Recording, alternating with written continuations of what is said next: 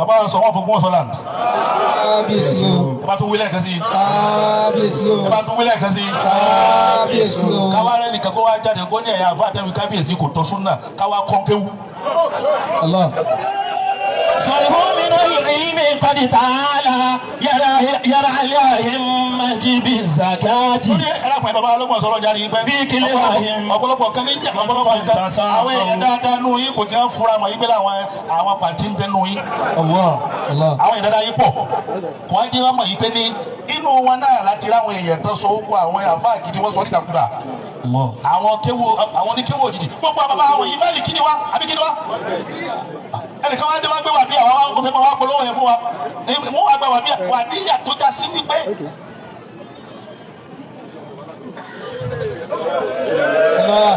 bàbá tó bí bínú sí kúrò láyé ni. àbá gidi ni ó bínú sí kúrò láyé ó sì ń pera rẹ̀ ní ìmáàmù gbogbo mùsùlùmí. agbófin.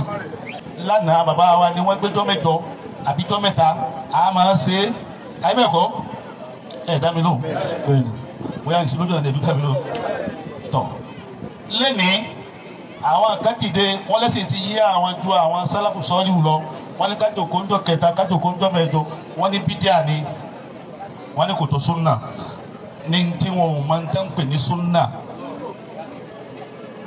Hasan al-Basri tábì yìí ni àbí tábìù tábì yìí ni inú àwọn sálàfù sọ́ọ́lì ló wà ó ní ọ̀rọ̀ rẹ̀ kan mo fẹ́ sọ lórí tó ní í ṣe pẹ̀lú ikú tí ó jẹ́ wá sí fún gbogbo wa àwọn tí wọ́n lu ayé dáadáa tí wọ́n síra wọ́n ti lọ tipẹ́tipẹ́.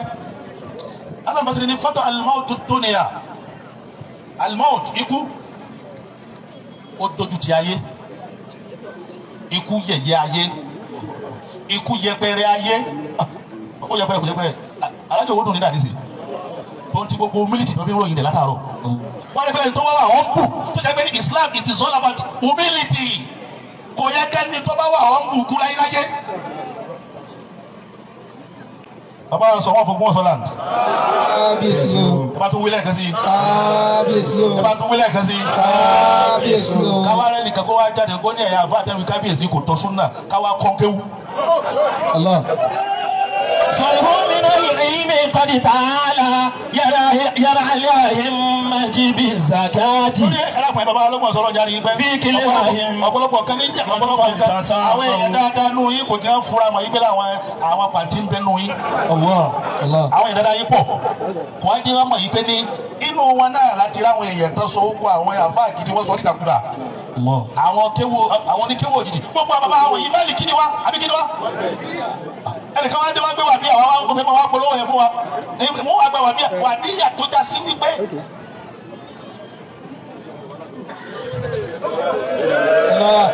bàbá tó bí bínú sí kúrò láyé ni. àbá gidi ni ó bínú sí kúrò láyé ó sì ń pera rẹ̀ ní ìmáàmù gbogbo mùsùlùmí. agbófin. Imamu Hasan al-Basri ní fọ́dọ̀ al-mautu dunya ikú ti dójú ti ayé falamu yatruku li lubin fara kò wá jẹ ikú tó wá dójú ayé kò wá jẹ kó jẹ sí pé ní kò fi ìdùnnú lẹ̀ fẹ́ ni ó bá ní lọ́gbọ́n. wọ́n ń pè ọ́ ní àfáà lẹ́yìn inú rẹ̀ wá nù pé ní ìwọ lọ ń lògbà lọ́wọ́. ayé tí o mẹ́ nìkan àwọn kan wọ́n mọ́. Allahu akbar. Allahu akbar. níjọ́ wọn àná bá fẹ́ lọ yídì ẹnìkan bàbá kan ra 404 láti oko oṣù kan ìdíwà oṣù kan láti máa lọ lè sọ fún wípé ní ẹ̀dàkùn bàbá ẹ̀ gbé wa lọ sí yídì o ẹ̀ka mọ́ mẹ́nu tí ó tẹ̀lé yìí o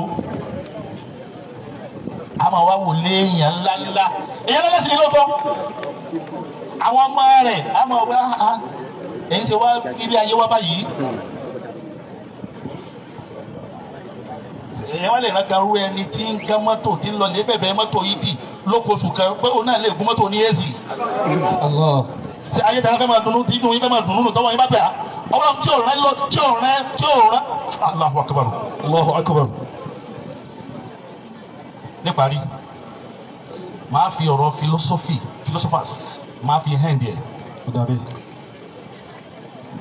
ẹ jẹ́ kí n béèrè lọ́wọ́ yín tabaraka alladhi biyadihi al-mulk wa huwa ala gbogbo wa lama aya wo ló tẹ̀lé خلق الموت والحياة الذي خلق الموت والحياة ليبلوكم أيكم أحسن عملا وهو العزيز mo الغفور. fẹ́ kílẹ̀ náà tún tèmi náà tún wọnú tẹ̀síìrì tí sẹ́ni tó ń gbọ́ ni o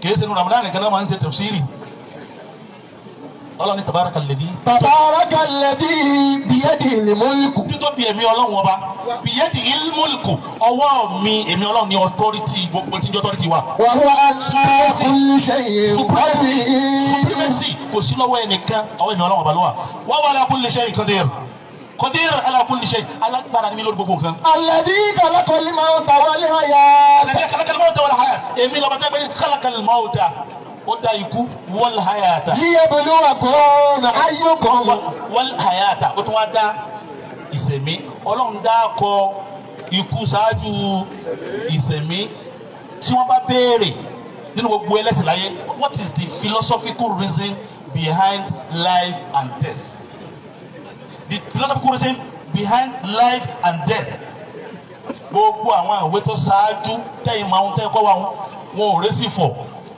kùránì ló wá dé ló ṣẹ̀ṣẹ̀ wá rẹ́sì fọ̀ èsì tó rí fọ̀ ní wípé ní ikú tọ́lọ́wọ́n bá darí ikú a philosopher only a medical doctor may not be a successful person. A lawyer may not be a successful person. A distinguished senator may not be a successful person. wọ́n wá bẹ́ẹ̀ lọ́ọ̀ ìpínlẹ̀ nígbà tó wá jásí pé gbogbo àwọn professor àwọn náà ń pè ní professor náà ni ọ̀dọ́ wípé ní they may not be a successful person. Okay, who are the successful persons? Philosopher yẹn wá sọ fún wa kì í ṣe mùsùlùmí o ó ní tọ́jú ní àwọn oníròrí bóyá ẹ ti kàwé the man who saw tomorrow bẹ́ẹ̀ bá kà tí a níròrí wàláì kúránà àtàdé ìjẹun bá nílàkà ìkòlè ìbò yìí. ẹ gbàgbé àwa tá a jẹ́ àṣàyíra tá a jẹ́ màlìkì mẹ́ta náà ní principles wa tá a fi ń gbọ́dọ̀ lọ́wọ́ yé alukuran aladi àti làákàyè. ìdúkú tó lọ́kùnrin ọmọ ẹ̀tún lákàyè lọ́ọ́ fi gbọ́gbọ́ ọ̀rọ̀ lọ́ọ́ fi lè ya mú yàtọ̀ láàrin ọlọ́run àti ìjẹ́sọ̀rọ̀ ọlọ́run àwọn èèyàn ní làákàyè wọ́n ní làákàyè lọ́lọ́mù sọ pé wọ́n máa yà kílù wá ẹni tó dé yàrá dìímà tó ọ̀bá làákàyè ò lè ní mímà ọpọlọ làá fi dé ìmọ̀ kalẹ̀ ọ̀dẹ̀ yìí nígbà tí ń wí ni ó máa lọ làákàyè làá máa fi kan mú kan philosopher yẹn wọ́n sọ yìí pé ní ẹni professor tó bá wà ó lè má láṣeyọrí ẹni tó máa láṣeyọrí tó máa wà successful ó ní is he who lives well and dies well. Allahu Akbar. Is he who lives well. Okay, àwọn àbá wa tọwọ́ bọ̀ aṣiṣara yaba ti tafsiri rẹ̀ kí ló lè mú yẹn lives well tí wàá fi dies well ó náà ní irú tí bàbá owó náà ní tí wọ́n ṣe yìí. Allahu Akbar. Kéèyàn mú ayé ní kékeré kéèyàn mú ayé ní fúfúyẹ́ káyé má kó má bàbàrà ká bọ́ sórí mímbàrí ká sọ mímbàrí di kí lè ń pè é náà atanamur fikiu tanamur bullet wọ́n pè fikiu kan ní fikiu tanamur bullet jurisprudence sẹ́fẹ̀ namuru kí náà pè namuru amatakun náà pè ní namiru amatakun ni kí a máa tanamara kí ìwà wo ni bẹ lọ́wọ́ namiru wọ́n lọ́la sẹ́fẹ̀ ní amatakun owó yẹn ó fi ara fi yín ni. Ayakumullah. Nami pe fikiu yẹn ni fikiu tanamuri. Alẹ́ bisala sẹ́fẹ̀ ní wọ́n kàn yóò bẹ̀rẹ̀ láyé wọlé yóò bẹ̀rẹ̀ wọlé yẹ kúlù káyìrá. Assalamu alaikum warahmatullahi wabarakatuh. Ẹ jẹ́ kí á bí ọlọ́run tóbi láì kan náà. Níbi tí olóyè bá ti pọ̀ rẹpẹtẹ, a rí àwọn ìkó òkun náà níbẹ̀. Wọ́n tún ti mú rìpọ́ọ̀tù méjì wá gbé wọ́n tún ti yọ fóònù méjì míì náà. Wọ́n di fóònù mẹ́ta. Wọ́n di mẹ́ta ẹni tó yọ fóònù.